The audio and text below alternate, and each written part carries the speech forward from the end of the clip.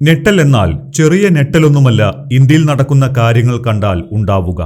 മുൻപൊരിക്കലും കണ്ടിട്ടില്ലാത്ത വിധം പ്രതിപക്ഷ പാർട്ടികൾ അവരുടെ ശക്തി കേന്ദ്രങ്ങളിൽ തന്നെ തകരുന്നു.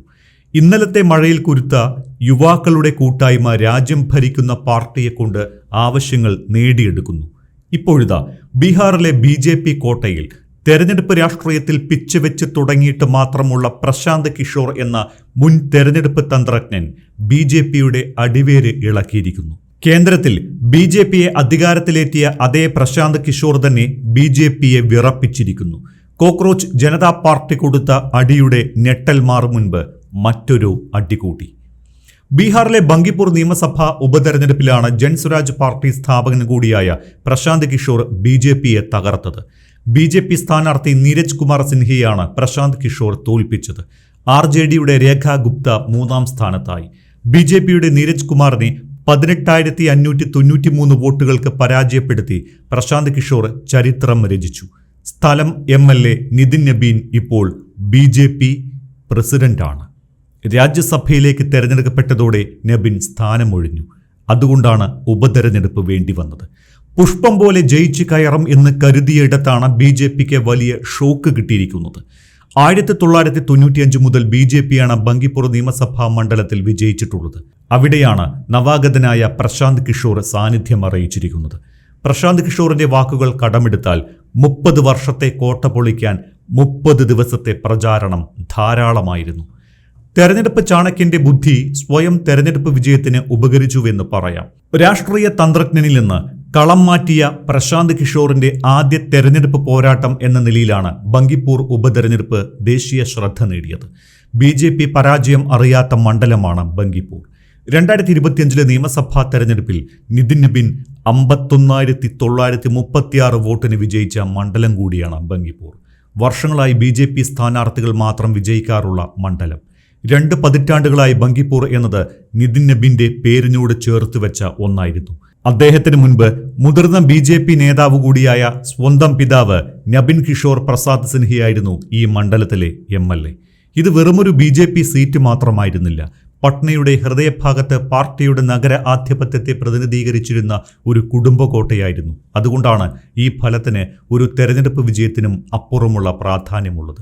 കിഷോർ ഒരു BJP സ്ഥാനാർത്ഥിയെ തോൽപ്പിക്കുക മാത്രമല്ല ചെയ്തത്. നിലവിൽ BJPയുടെ ദേശീയ അധ്യക്ഷനായിരിക്കുന്ന നേതാവിൻ്റെ സ്വന്തം മണ്ഡലത്തിലെ രാഷ്ട്രീയ ആധിപത്യമാണ് അദ്ദേഹം തകർത്തത്. പിതാവിന്റെ വിയോഗത്തെ തുടർന്ന് 2006 നിതിൻ നബീൻ തെരഞ്ഞെടുപ്പ് രാഷ്ട്രീയത്തിലേക്ക് പ്രവേശിക്കുന്നത്. അന്നത്തെ പട്ന വെസ്റ്റ് മണ്ഡലത്തിൽ നടന്ന ഉപതെരഞ്ഞെടുപ്പിൽ അദ്ദേഹം വിജയിച്ചു.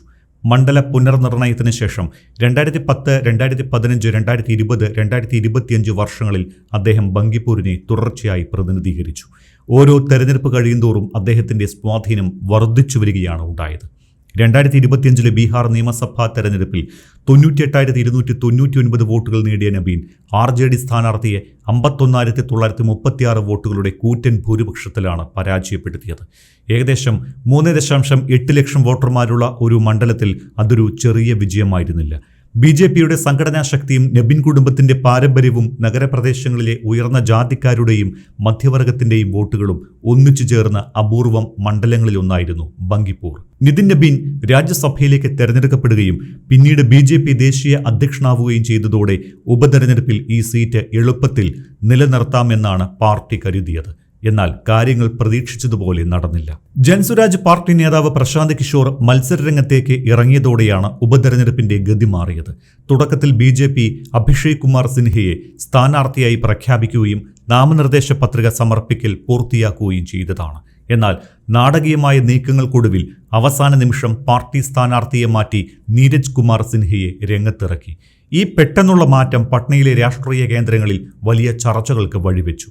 നിതിൻ നബീന്റെ സീറ്റ് നിലനിർത്തുന്നതിൽ BJPക്ക് പൂർണ്ണ ആത്മവിശ്വാസമുണ്ടായിരുന്നുവെങ്കിൽ അവസാന നിമിഷം സ്ഥാനാർത്ഥിയെ മാറ്റേണ്ടി വന്നത് എന്തുകൊണ്ടാണ് എന്ന് പ്രശാന്ത് കിഷോർ ചോദിച്ചിരുന്നു.